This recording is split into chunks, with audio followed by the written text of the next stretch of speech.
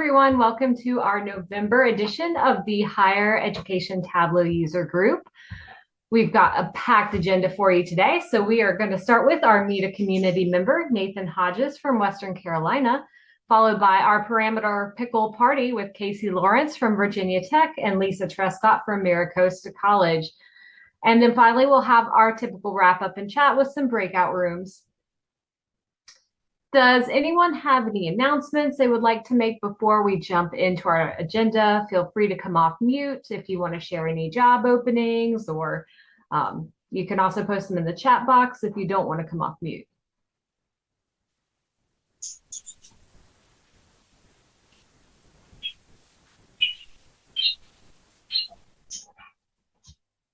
All right, doesn't sound like we have any announcements, so I'll move into our first announcement, which is Data Plus Movies.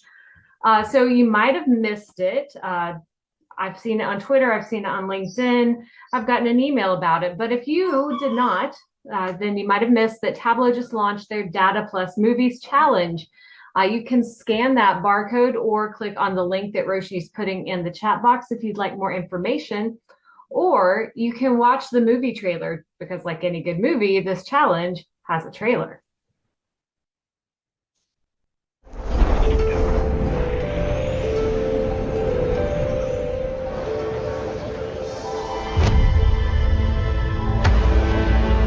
Get ready.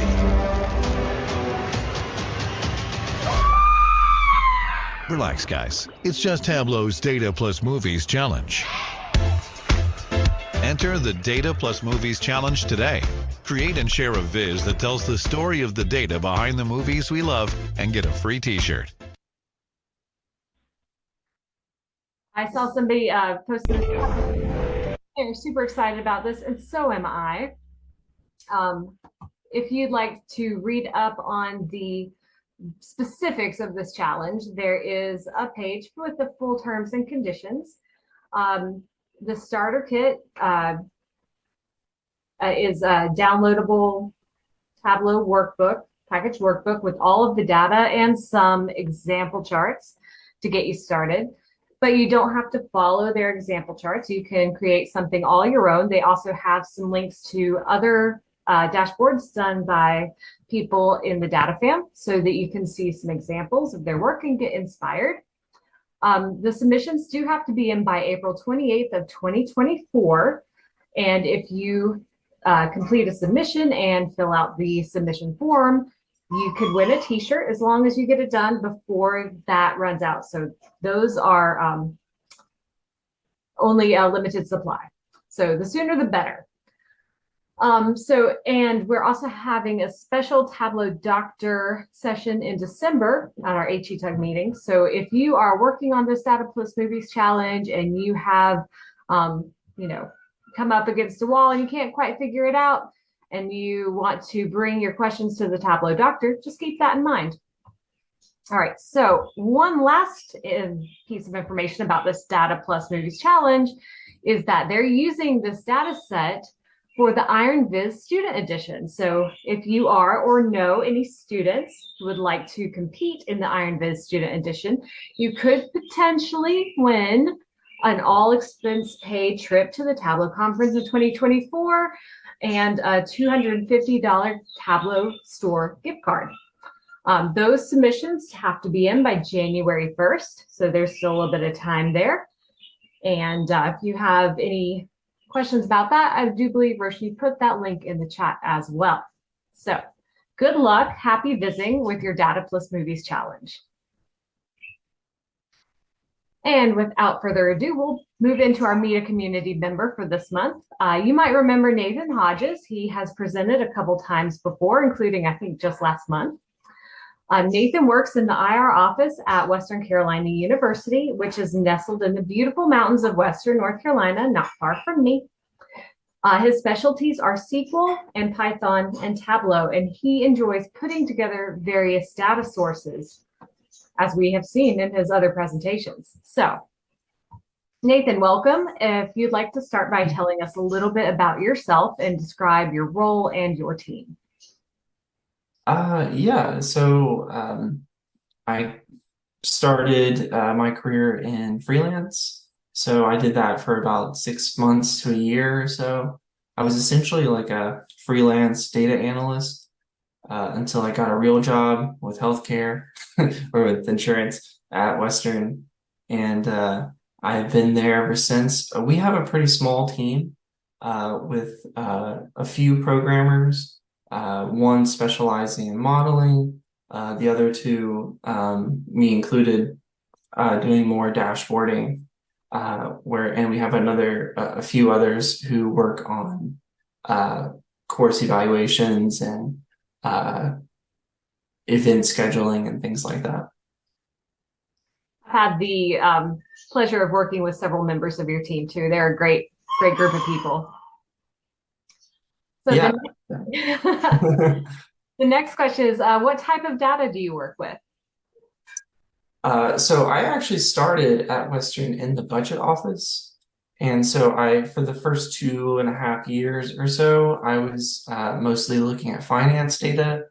And then which, whenever I say finance, that includes, purchasing, auditing, and all of that. And then I also worked quite a bit with facilities for a certain amount of time, looking at work orders and things like that. And then now that I'm in the IR office, I mostly look at student data, everything that could be involved with student data. That's a very interesting path that you took to get there. Not everybody not anybody I've ever met who starts off says, I want to work in IR. Yeah. So tell us a little bit about how you use Tableau at work. Yeah, so any task like a report that is ran very often and often has various filters, we're normally going to use Tableau for that, along with any public facing dashboards. And do you have a favorite Tableau project you've worked on? Yeah, so well, I don't know if it's my favorite like overall project, but my favorite to make was actually a financial statement visualization. And so if you know anything about financial statement, it or a balance sheet, I should say, it has your assets and your liabilities. And so what I did was I created a bar chart. Well, it's actually kind of like it's a waterfall chart, and it's listed in order of the assets by size, and then the expenses on the other side in corresponding increasing liability, and then it has a little dash line with the statement balance. And I just thought that was like the coolest way to look at a balance sheet. That is really neat. And I think you might see in the chat box some other people would like to know more about that. Nathan, that just might have to be your next presentation for the higher ed tug.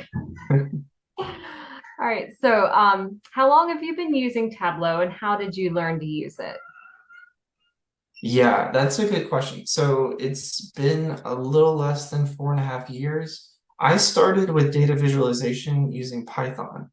So if anyone knows about R Shiny or a Python module called Dash, you can make a good bit of progress making dashboards with that software.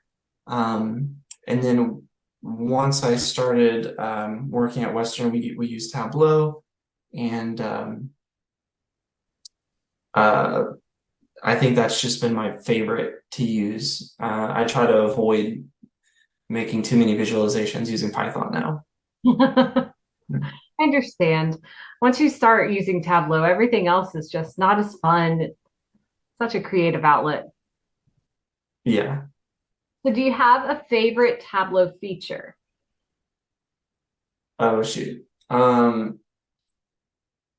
Well, yeah, so I mean, my favorite feature is how easy it is to move fields around and change data types. I mean, that really is the sell for me for Tableau. I mean, if anytime now I end up with a CSV or an Excel file, I'm going to create pivot tables and charts in Tableau before I would even use Excel. You understand that? What's something you'd like to learn more about how to do in Tableau? Uh, I would say seeing more of like how people actually document a Tableau workbook. Because I found that, I mean, if you were to open up a workbook that I made even last week, you would probably have a difficult time like picking up where I left off. And so learning more about how people document. That's a really important step. Not enough people, pay attention to or put a lot of time into. I agree. So what is one thing you wish you could go back in time and tell Tableau newbie you? Oh, okay, yeah. So Tableau newbie, I would say communicate the same way you vote, which is early and often, and make sure you know what your users want, and make sure that the solution that you're providing is a viable one that makes sense. Because not every solution is a Tableau dashboard, and so making sure that you have the requirements for the project, and you are also aware of how often it's going to be used. That's really good advice. Could you tell Tableau newbie me that as well? All right. So do you ever use Tableau outside of work? And if so, how? Yeah, all right. So there's one thing that I've made with Tableau. So I do a lot of rock climbing, and a lot of times me and my friends will go to new areas, and there's a website called mountainproject.com that you can download a lot of data on routes and things like that, and the areas and where they are, like the latitude and longitude. And but the website itself wasn't very good at allowing me to plan a trip, because there's, a mountain range is pretty huge. And so, and also a lot of the routes are like way out of our comfort zone. And so I'm kind of known as the logistics guy of who's going to be the one to plan the routes. And I use the Tableau workbook for that. And it's no wonder you're a whiz at GIS and Tableau. So, all right. Is there anything else you'd like to share before we jump into the lightning round? It's so relevant. Okay, so it's a pickle themed here. I started gardening this year, actually, and I planted some cucumbers, and they did grow. They were English straight 8 cucumbers, and I did pretty good. That is awesome. My cucumbers did not grow this year. Oh, I had to try 3 different plantings. It was just not meant to be. But, all right. Well, we will jump right into our lightning round. And our first question is this week is National Young Readers Week. Did I say that right? National Young Readers Week. What was your favorite book or thing to read as a kid? So the book that really sticks out in memory was Robinson Crusoe. And I actually had to look up what the title of that book was, because I realized that I think there is like an older, like an adult version of that. And I was definitely not reading the adult version. I think that answers Roshi's question in the chat. All right, so next, as you might have noticed in our intro, we had a little piece from Sesame Street, and that's because Sesame Street Day was 4 days ago. Who is your favorite Sesame Street character or Muppet? I think I was more of I don't know what I watched as a kid. I don't think it was Sesame Street, but I like all the memes with Bernie and Ernie and Bert. Uh-huh. Yeah, those are pretty funny. So I bet you that I would have gotten along with those guys. Nice. All right, so today is National American Teddy Bear Day. Do you or did you have a teddy bear or other stuffed animal? And if so, what was its name? Absolutely. I still have it. His name is Barry. And when I got older, I realized Barry was actually a dog. It was not a teddy bear. I'm sure that was an interesting story. Speaking of dogs, today is also human animal, or this week, sorry, is human animal relationship awareness week. Do you have a pet or a favorite animal? Yes, I have two cats. They're both my favorites, and I love them. Every day is Kitty Town. What are their names? What are their names? Huh? Oh, so one, oh no. Her government name is Gwen. We got her from a shelter, but we call her Miss Ma'am. Uh, that wasn't my decision. And then the other one, and he's gray. He's like a large, like Norwegian forest cat that we also got from the shelter. And I got to name him, and I named him Earl Grey. I like it. Yeah. That's awesome. All right, so World Origami Day was 3 days ago. So we're wanting to know, do you origami? And if so, what's your favorite thing to make or the favorite thing you've seen someone make? I don't have the dexterity or the patience for origami. I did attend a workshop in college, um, and I did make a swan. I don't that you can see there. I made one of those. A crane, yeah. I think we had to make those in grade school sometime, but yeah, it is more difficult than it looks like, I think. Oh yeah. So last week was number confidence week. What is the hardest mathy thing that you've ever learned? So I think I'd take the keyword is learn. Mhm. I did drop out of a topology course in college. So that was pretty hard for me. But I'd say, as far as something I've learned would be partial differential equations. I have no clue what that even means. I So can tell good for you. you. You can tell me. I think so. I All think right. you can try. So tomorrow is GIS Day, which is very appropriate for you. What are you doing to celebrate? I didn't plan on celebrating. I didn't know it was a day, but I do use like an app called Onyx to plan fishing trips. So every day is GIS day for me. That is an Because equal. I am on that mapping app the same as people would be on like Facebook or Twitter or something. I'm with you. I love maps. All right, our last lightning round question.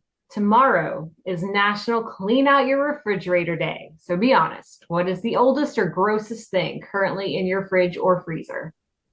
Okay, so it's without a doubt one of my 50 condiments that's in my refrigerator door. I don't know how long you can keep them in there. No one's ever told me. I learn it in school, and every time I go to use one, I wonder, like, how long has this been here? I'm pretty sure they have expiration dates. I don't read them. Well, good luck. Don't get food poisoning. And thank you so much for being our Meet a Community member for November. Thank you. It was great talking to you. You too. So if anyone else would like to be a Meet a Community member in a future meeting, just fill out the form that we will share the link with in the chat. All right, so Roshni is having some technical difficulties. So while we wait for her to get back online, I'm going to launch our pickle poll. Maybe the launch button is not showing. There it is. Okay. So we'd like to know, what is your favorite type of pickle? Dill pickles, bread and butter pickles, sweet pickles, petite pickles like gherkins or cornichons, sour pickles, some other type of pickle, or ew, just don't like pickles. I think I should have had Roshni include an option for all of the above because that would probably be my answer. Pickles are a staple in our house.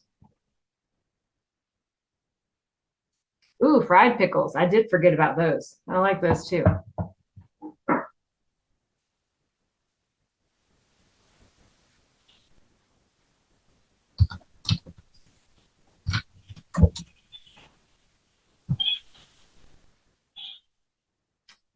All right, we'll give it just another couple of seconds.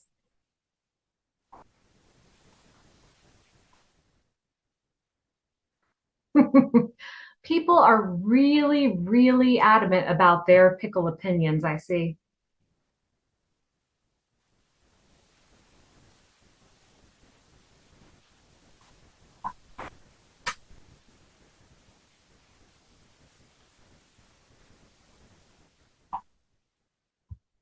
All right, it does look like the voting has slowed down.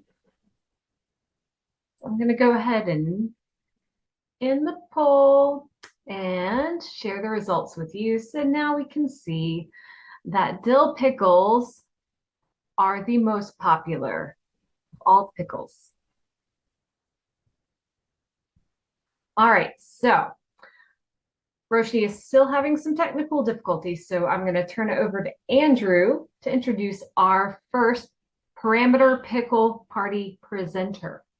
And Andrew, take it away. Thank you, Jenny. I'm so glad that you said that alliteration there so I didn't have to stumble over it.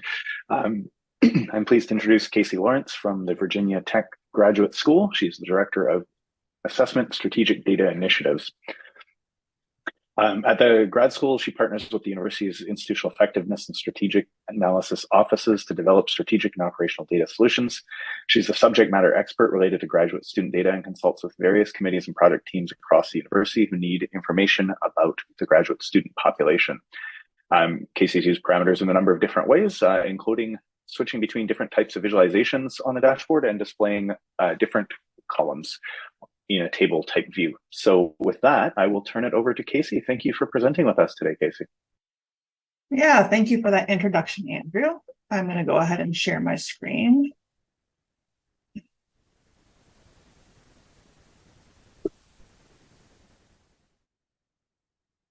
So a lot of our data at the graduate school, including surveys, enrollment data, is kind of the typical IR type stuff. We really provide a wealth of information, but it's often hard to decide how to disseminate the information, especially when you have an audience with varying levels of data literacy. So I'm going to show you two ways I use parameters to try and help consumers of our graduate school data to get the most out of the data available. The first example I'm going to walk through is called sheet swapping, or basically just changing the type of visualization that is on a screen with a simple action. We have many different consumers of our student survey data. So one thing that we might want to provide multiple options for viewing.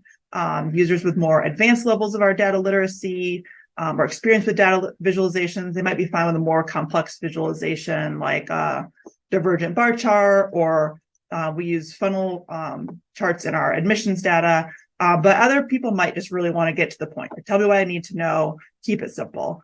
Don't distract me with a fancy visualization. So that's one way that we have used parameters. So I'm going to first just show you a couple examples on our website, and then I'll show you how I build the simple sheet swapping. So this is some survey data that we have on our dashboard, and this display type here is a parameter where we actually switch between kind of the more simple % positive responses for the person that just wants to know, hey, how positive was my students' responses from my department or my college, but also for someone who's a little bit more advanced and wants to know the actual spread. For Likert scale items, we actually have the divergent bar chart for someone that wants to see, nope, show me all of the responses. So this is just one example of how we do it. The % positive and the Likert. And another example is with our admissions data. Our admissions office really likes to see these funnels because they like to be able to tell the story of, what does that applicant pool look like, the offer enroll. And we have some programs that have a really skinny funnel and some that have a really, wide funnel. So they like to be able to see that visualization and use it for their presentations. But other people say, nope, just please give me my data. So this allows to switch between just a table of the same information, applications, offers enrolled, kind of get straight to the point, and then the funnel is the more advanced option in this case. So in this visualization that I'm going to build real quick, I'm just going to keep it simple, use some of our enrollment data, basically to show how you might want to flip between a bar chart or a line chart, if say you're looking at enrollment history. So I already set up our bar chart, again, really simple, just doing year and count by year, and a line chart. Both of them are there. Nothing fancy. I'm not gonna, do any formatting to make them look better. We're just gonna try and get to the point. So the first thing that we're gonna do is create a parameter. So I right-clicked into the white space here and said create a parameter. I'm going to name it something relevant. We'll name it display type. We want our data type is going to be a string. And we're going to make a list. And this is going to be all the values that are available in our parameter options. So we're going to do a bar, and we're going to do a line. Make sure that's fixed, and we'll click OK. But parameters can't be used as filters. So one thing we have to do is then create a calculated field that looks at the same information that's in this parameter, because that's something I can put into my filter mark. So we're going to create a calculated field. We'll call this chart type. And we're just going to enter the name of the parameter. So this is, we're not doing anything fancy here. Just display the parameter the same, but we're going to do it in a calculated field. So now what we're going to do is drag this into the filter box. All right, now as you can see, because that parameter, only one of the two options can show at a time, this is only showing me the bar chart. Well, if I click this and then click OK, anytime I swap between the two fields, it's just always going to be whatever one is showing. So you actually need to kind of force your filter to look for a specific value. So we're going to go to this custom value list. And this is my bar chart. So I'm going to type bar here.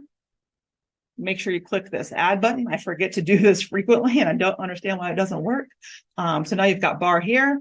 This is going to force this filter to look for bar. Okay. We'll do the same thing on the line chart.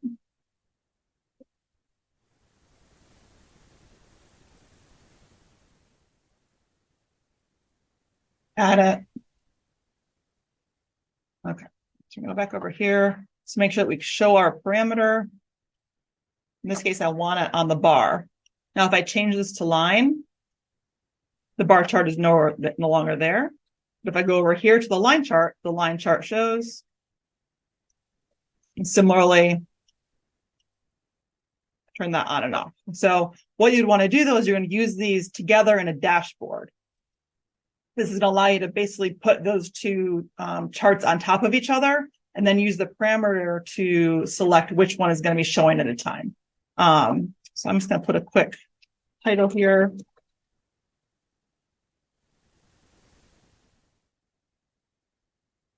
And you'll see why it's going to be important just to have this here in a minute to help keep track of some things.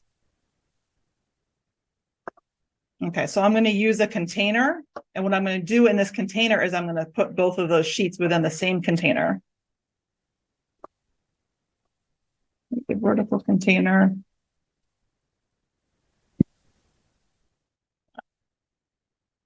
Now you know that the container is selected when you see the blue all the way around. So I'm going to slide my bar chart over here. I'm going to slide the line chart over here. So one thing that is important for editing is you want to remove the titles. So that's why having a title at the top and having some kind of description that will kind of fit for the whole visual, that's going to be static. That's going to stay there the whole time, because otherwise I would have the line chart here and you could see bar chart and that would get really confusing. So we're going to turn off the titles. So you can see my parameter is over here. You got line chart selected. And when I change that to bar, that one goes away and the bar chart appears. So in this, again, I used kind of 3 different elements. I used a parameter, a filter, and then in the dashboard, I used that container to put them in the same space. So I think just really the key point from this is that if anything in your data changes, or you update your data source and something seems like it's kind of wonky or giving you an error, that first place that I always go to visit is that filter where we had to do the customization of the filter and enter the name, because that's what really keeps it, that allows for that kind of toggling back and forth and not getting too confusing. That's kind of the main thing that I have found in the past. So that is my example on sheet swapping.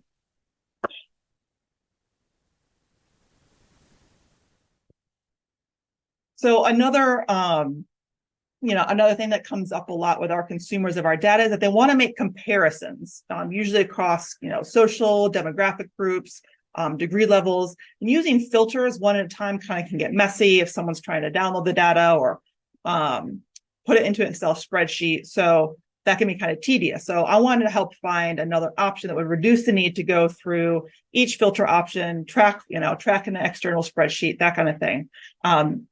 So again, this is something I do in our survey data. It's this choose option parameter here. We can choose kind of no comparisons, underrepresented minority population. See, now they're being compared across the top. We can do it by gender. Basically, this allows people just to do a little bit more in-depth, in detail comparison within the visualization. Another way we do this, sometimes I created this kind of like a quick download way, this tabular data for people that just want the data, nothing fancy. So the formatting is not great, but what it lets you do is choose how much data to show in these columns 1, 2, 3, 4. So I can turn any of these on and off based on how much data, what level of detail someone might want in this table that they're going to export. I do this in our admissions data as well. This is our compare groups. So again, we're comparing groups, but this time on a line chart, international students. You can do all the colleges. So basically this just changes what we can compare. So that's just kind of some of the practical uses. Department's probably not the most practical because there's so many. Campus is one that we like a lot too. So again, this is something that's really useful for people that are using our data to get that information a little bit quickly.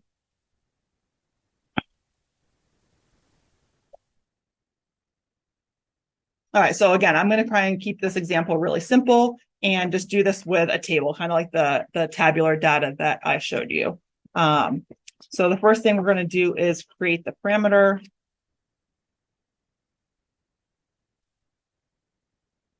We'll call this choose option. And same thing, we want a string. We'll make a list. Now, this one, we want to make sure we have all, because that's what's going to allow us to not have any option there. And it'll kind of keep that aggregated level of the data. So we'll do a couple here. We'll do gender. We'll do degree level.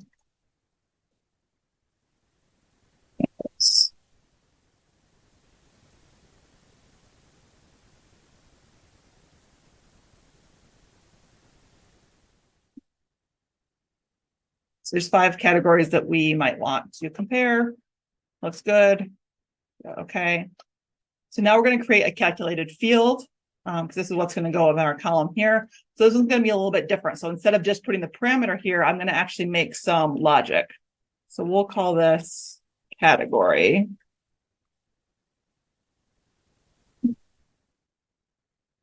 So we're going to pull up the parameter here. And then just give it some when clauses. So basically when the parameter is selected, gender, show my gender variable, which you can see over here, but that's in the data. Gender, race,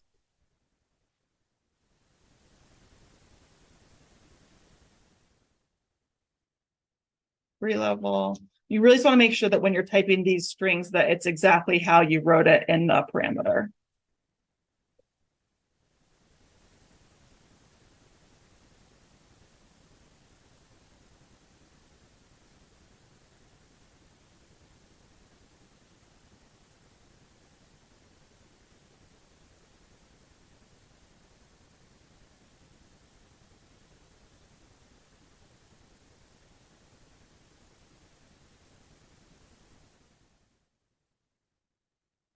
right? Always get a little check, calculation's valid.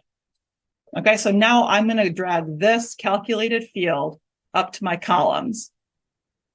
Then I'm going to use the parameter, which is going to tell my visualization which data element to actually show here. So now I can see if I choose gender, degree level, any of those. And again, this is one that's just been super helpful to the people that are using our data, just to see the groups that they're interested in making comparisons for, a little bit easier. So again, you can make these much fancier. If you go to our graduate school website, we have a lot of data there, and you can see some of the applications there as well. But I just wanted to try and keep this nice and simple for everyone. So thank you for letting me present and show you that.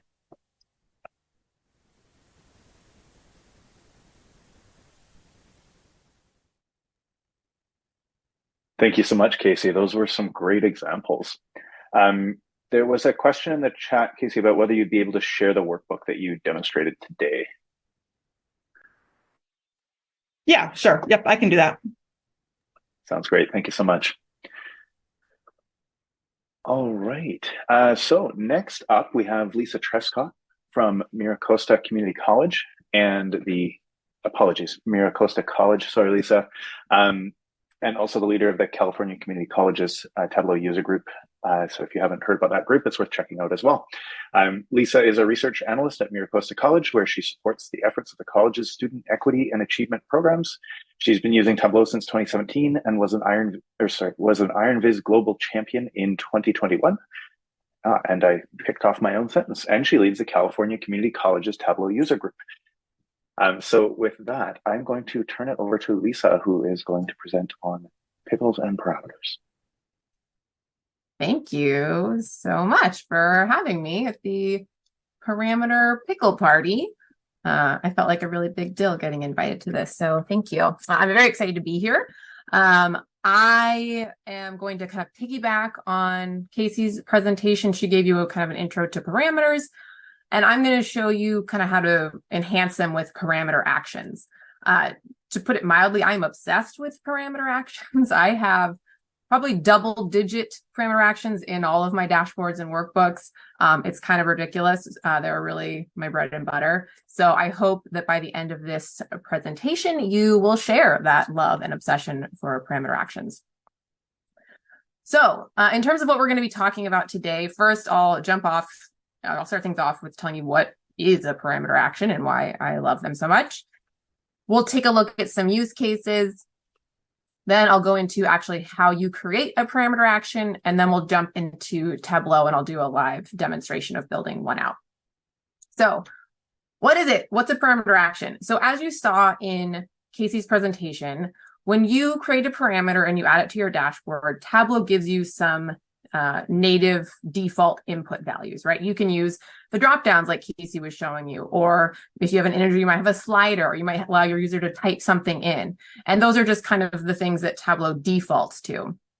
But with parameter actions, you can actually allow your user to change the value of the parameter, not with those default inputs, but by interacting directly with a viz. So it really kind of enhances your UI and allows your user to be more engaged with your visualization. So essentially you're taking those default inputs, those drop downs, those sliders, etc., and you're replacing them with charts or buttons or toggles or icons. So something that's just going to allow your user to click on something and it will change that parameter input.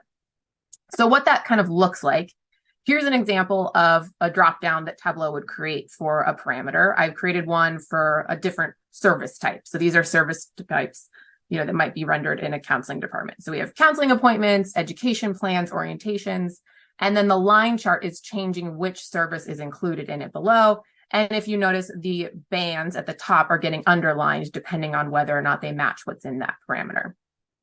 But let's say I wanted my user to not have to use that dropdown. Maybe I want them to click directly onto these bands at the top.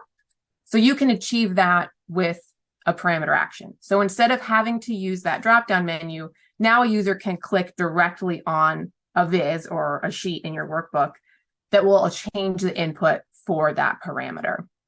And I don't know why I cut this off of the screen, but always include instructions if you are doing something like this.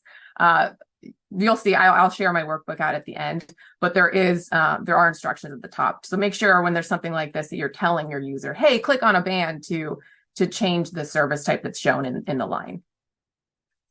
So let's relish in a few more use cases. These are all from Tableau Public, and they're downloadable dashboards for you all.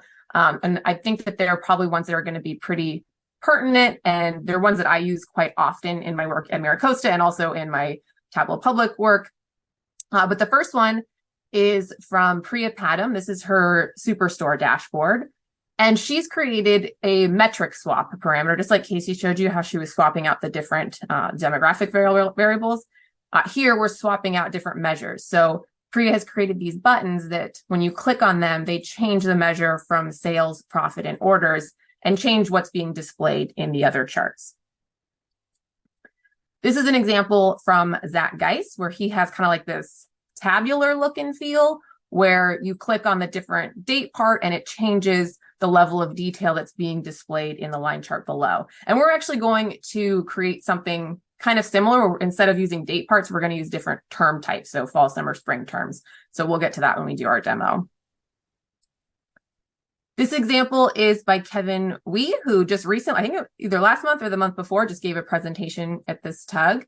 And what he has here is a map. And when you click on one of the dots, which represents a school, it changes the data on the right-hand side to match that school. So he's just created a parameter with a list of schools and set up a parameter action. So when you click on it, it changes the data that's over here displayed.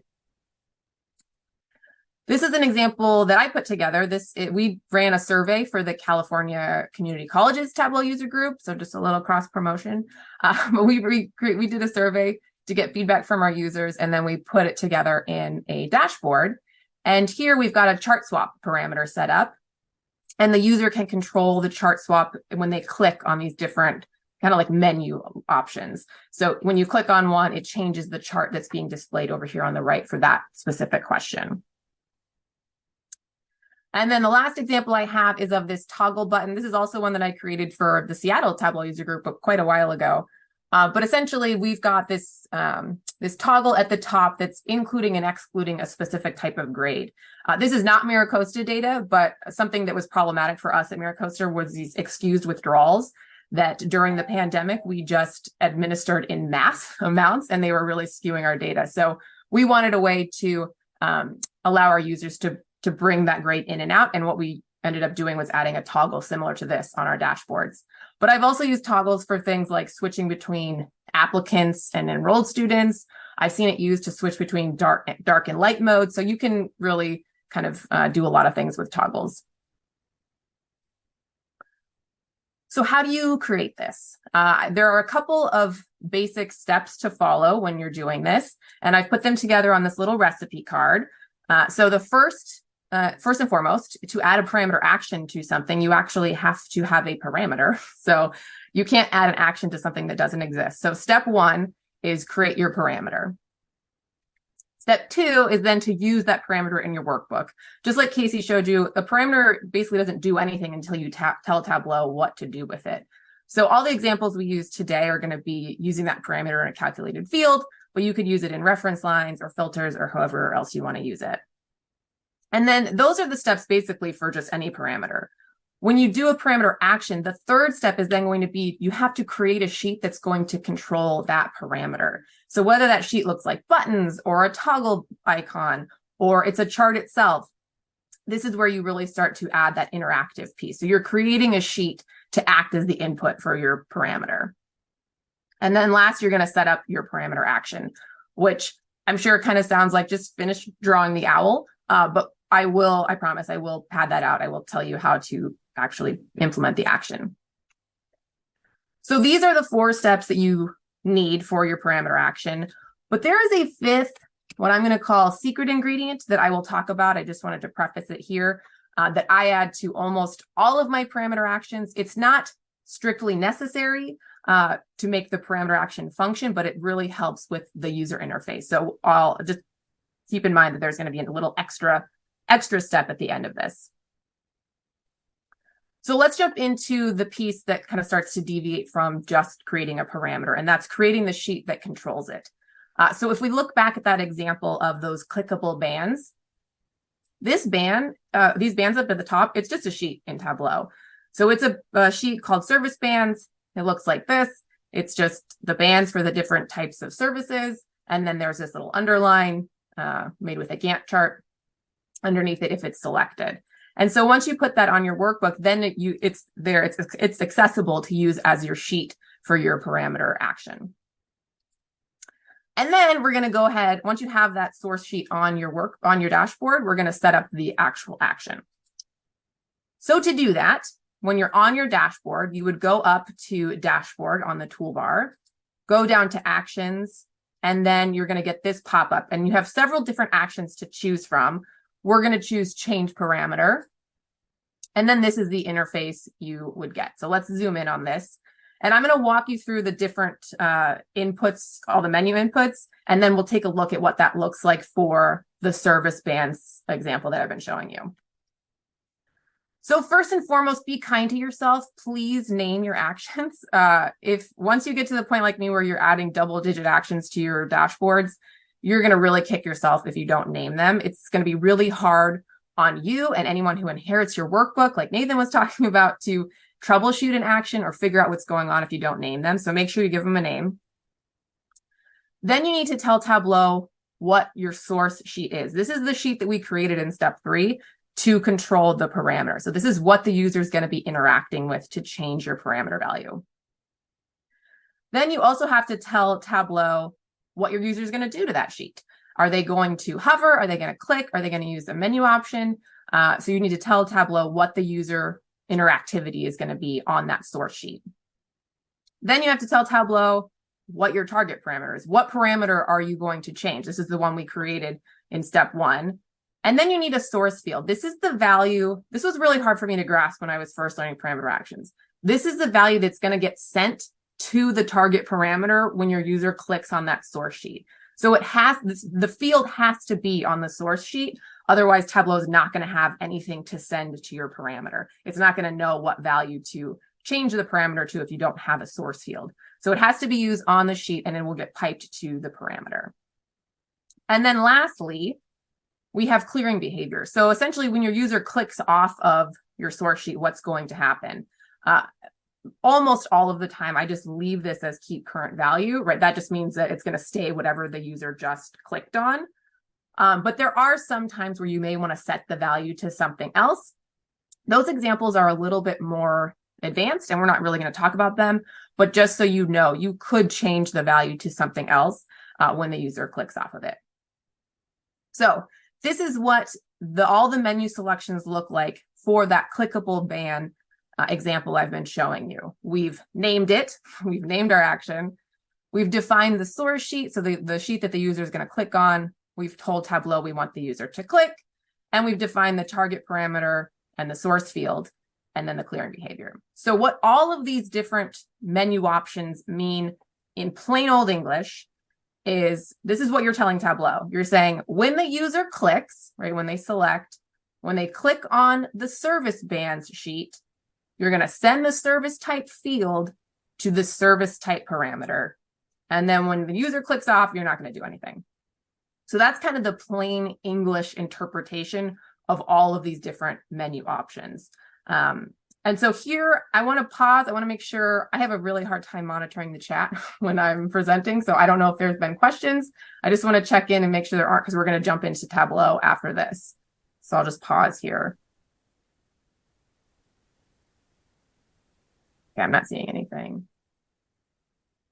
Okay, let's get gherkin in Tableau. We are going to jump into a workbook, and I'm going to put the link to this final workbook in the chat. Oh, Roshni beat me to it. And so this is what, oops, let's refresh this. This is the workbook. It has the clickable bands that I've been showing you throughout. And then this is what we're going to create right now. We're going to create these buttons where when you click on it, it's going to change the type of term that's being displayed in this course success trend. So when I click on summer, we're seeing summer terms. When I click on fall, we're seeing fall terms. So this is the end product that we're going to create now. And if you look here, I've got this dashboard set up in this demo workbook, and the line chart, excuse me, has just all of the term types in it, right? It's got all the fall, all spring, all summer. So what we need to do, thinking back to that recipe card, is we need to first create a parameter. So my favorite way to create a parameter when I'm going to use all of the values in a field is to just right click on it. We're going to create a parameter for term type. So I'm going to right click on it. I'm going to go down to create, and I'm going to select parameter, and Tableau is going to do all of the work for me. And it's fantastic. It's named it. It's called it the term type parameter. Awesome. It's defined my data type as string, sets the current value to fall, and then it pipes in the list of allowable values. So fall, spring, summer. And that's it. I'm done. I've done step one. I've created the parameter. Step two is using that parameter in some way in your workbook. So what we want to create is essentially a way to use this parameter as a filter. Because if I show this parameter now, and I bring it over here, it's not doing anything, right? Because I haven't told Tableau what to do. So we're going to create a calculated field that's going to essentially act as a filter. So I'm going to call this P dot term type. That P dot is something that I just put in front of any calculated field that works with a parameter. It's just, again, to be kind to myself and anyone who inherits this workbook, it's just a trigger in my mind to say, oh, this calculated field works in conjunction with the parameter. And so this is going to be a really simple calculated field. It's just going to be a true false statement, essentially. It's my term type field equal my term type parameter. And that's it. I'm just asking Tableau, do those two things equal each other? And if I just pull this out on the viz, you can see it returns a false if that's not true, right? I've got spring and summer terms over here under false, and that's because my term type parameter is set to fall. And over here in true, I've got my fall terms. If it switches to spring, you'll see the spring terms jump over to true. So this field is working as designed. I'm just going to throw it on. I'm going to take it off columns, and I'm going to put it in filters. And I'm just going to select the true value to keep. And now we've got our parameter working, right? We've got the parameter set up. It's retaining just the term types that match that field. Okay, so step 1 and 2 are done. Step 3 is then we need to create a sheet to control the parameter input. So to do that, first I'm going to name it. We'll call it term buttons. I'm going to bring term type out onto columns. And remember I said that source field, term type is going to be our source field. This has to be on the viz. So we've already done it. We've already put the field that we want to pipe to the parameter on our field. So you can check that box. And now I'm just going to change this to a shape. So this is, my mark's going to go to a shape. And I created a shape in PowerPoint. It's just a rounded rectangle with some transparency and an outline around it so it looks like a button. You can create this in any type of, any software you want, PowerPoint, Illustrator, whatever it is, Figma. And then I'm going to bring term type out onto label because I want my buttons to be labeled. And Tableau is going to throw them out to the right. So we're just going to realign them to center. And I'll make them a little bit bigger so they're obvious since they're buttons.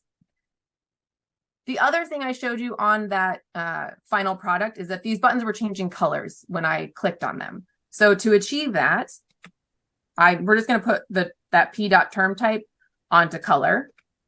And then it's going to highlight whatever the true value is versus the false. And Tableau's defaulting to that orange and blue, but I want to change it to my Dill University colors. So I've got that green in here, and the false can be a gray.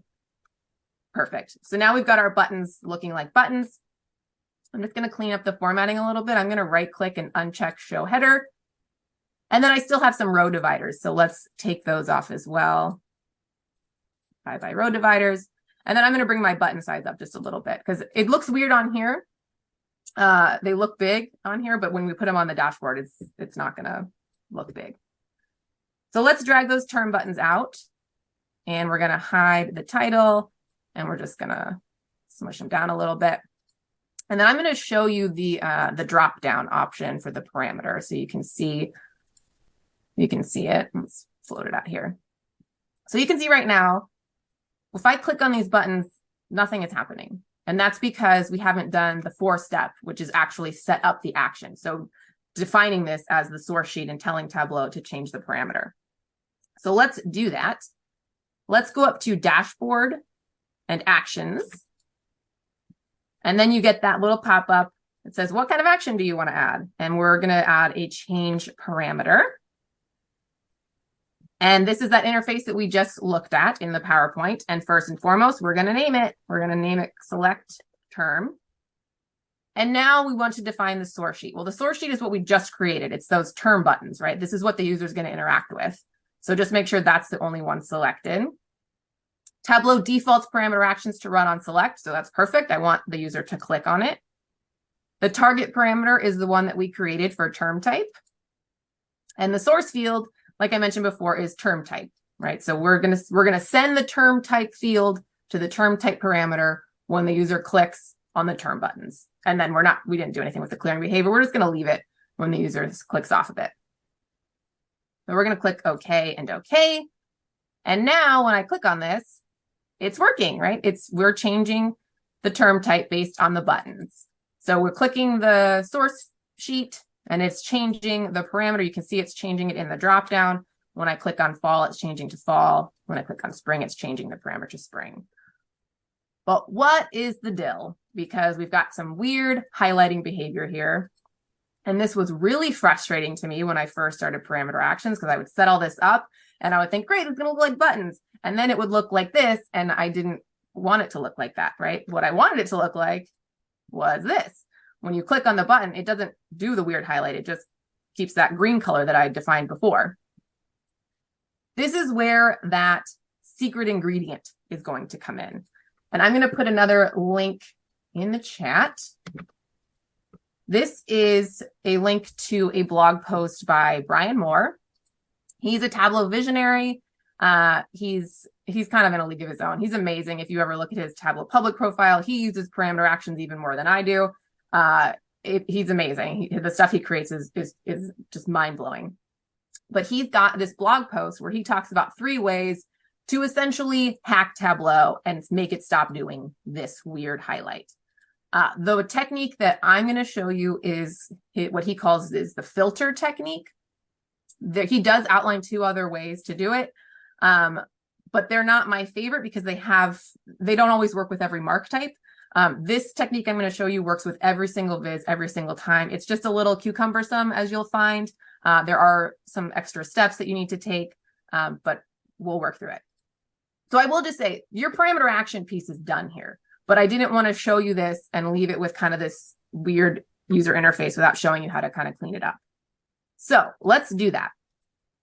The first step in his filter technique is to create 2 calculated fields that are just dummy fields, right? They're essentially not doing anything to your viz. So we'll create the 2 dummy fields. We're going to call them dummy 0 and dummy 1. And dummy 0 is literally just going to be a 0 inside of quotation marks. And that's it. And we're going to create another calculated field called dummy 1, which is just going to be a 1 inside of quotation marks. Now, I use 0 and 1. You don't have to use 0 and 1. You can use A and B. You can use true and false. You can use literally any string you want to use. It just can't equal the other dummy variable you created. So they just that's the caveat. They have to be different values. So dummy 0 and dummy 1 is just what I've started using, and it's in my habit now. Okay, so we're going to take those dummy variables and we're going to throw them onto detail. And that has done nothing to my buttons, which is great. I didn't want it to.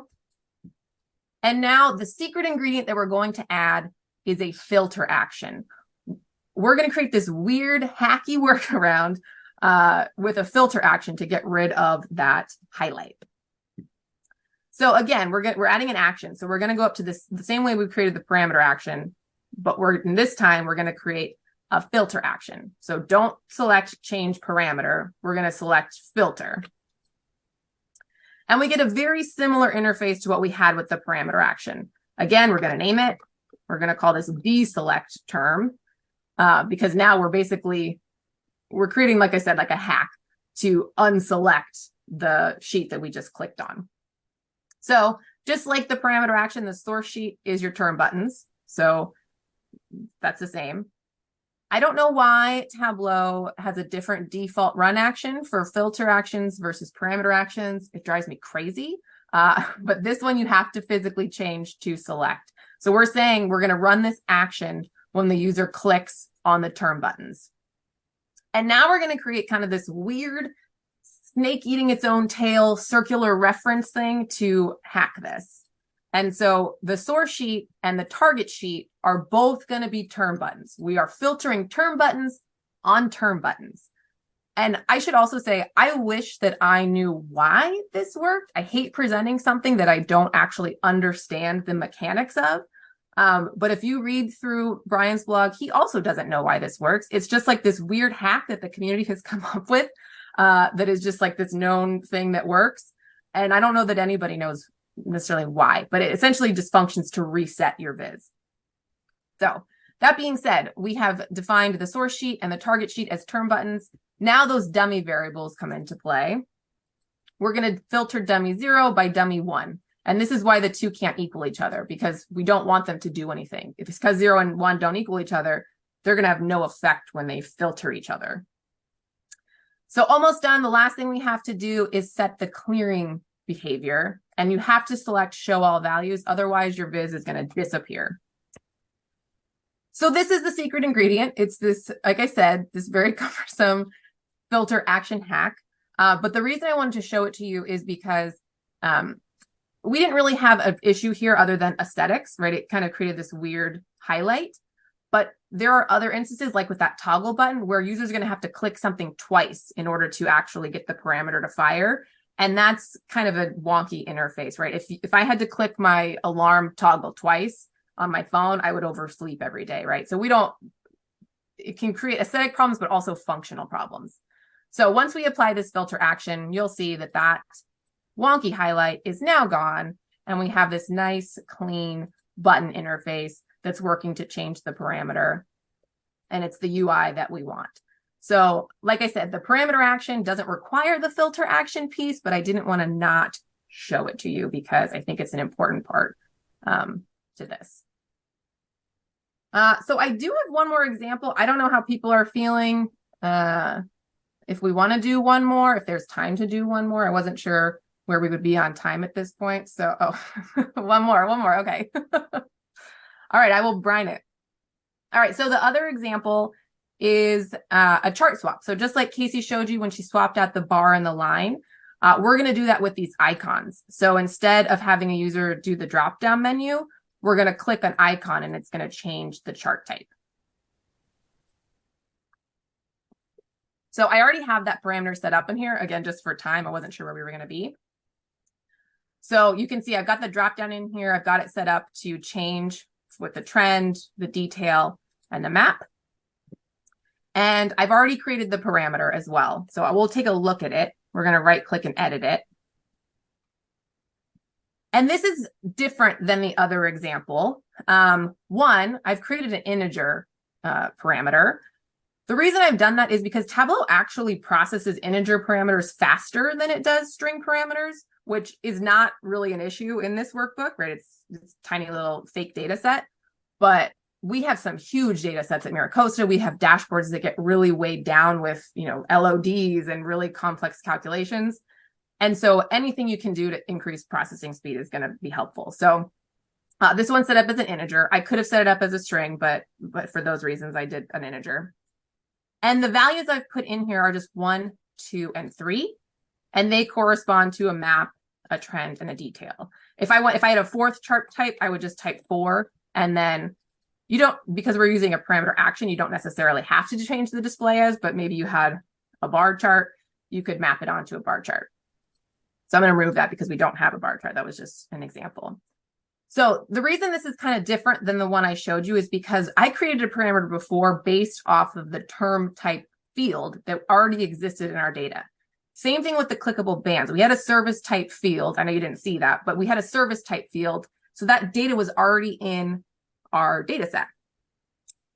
In this case, 1, 2, and 3, the values I have in this parameter don't exist in my data already. So we aren't going to have a source field if we then go to the parameter action. right? And that's the field that's going to get sent to the parameter when we change it. So we have to have this in here.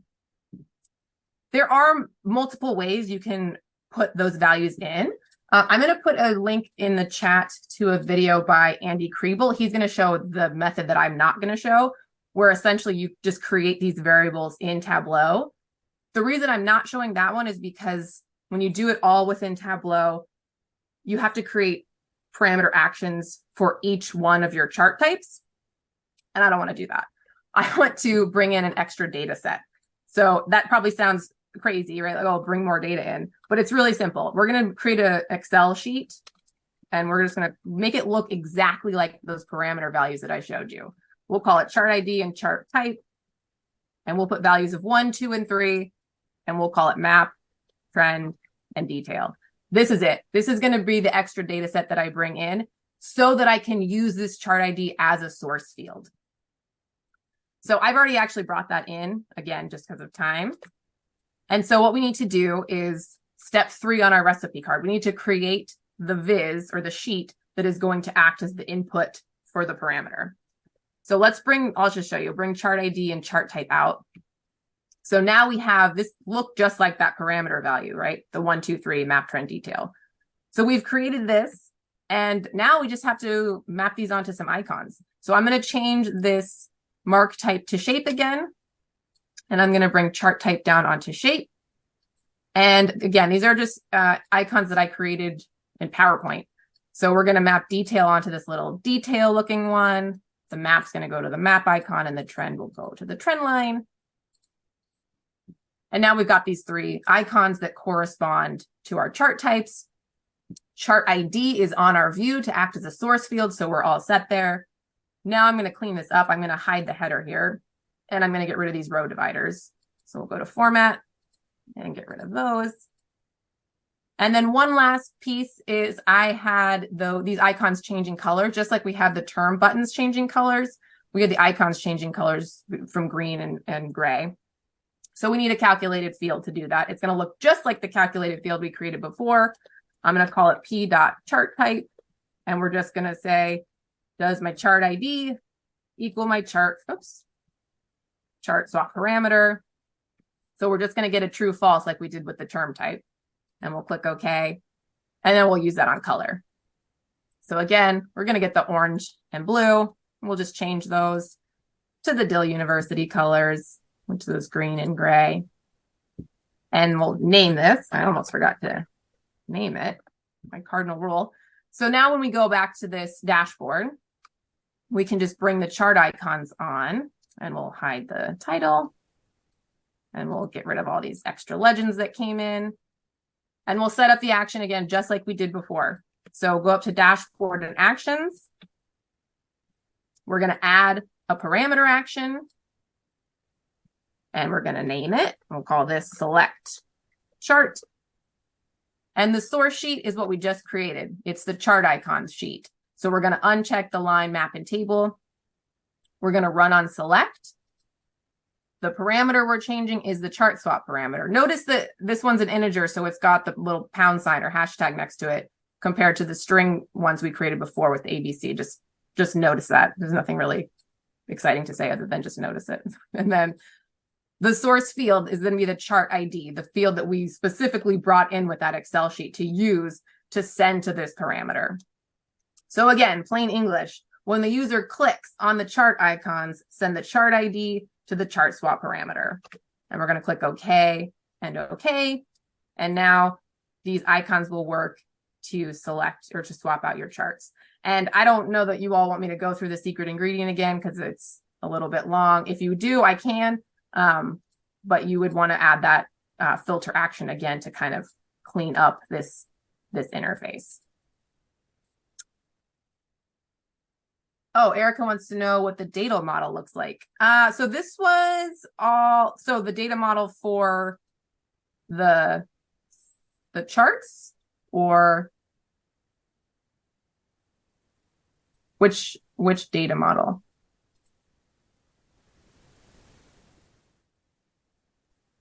I'm going to take a guess and say yes, like with the enrollment data underneath. Okay. So this is all data that I made up using Mockaroo. I don't know if I said that or not. Here we go. So in this case, I wasn't using a huge data set. So the course success was just, I had year, term type, and success rate.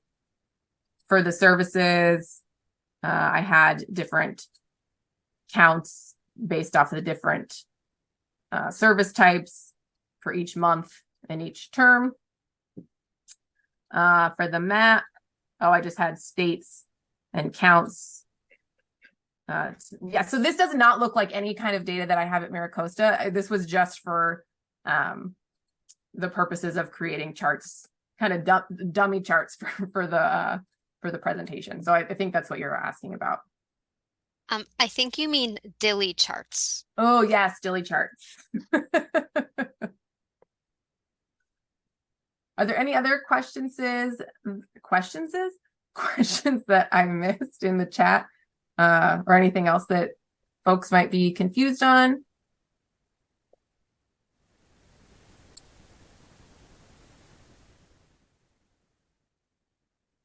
I did not know that, Andrew, that you can use ChatGPT to create fake data.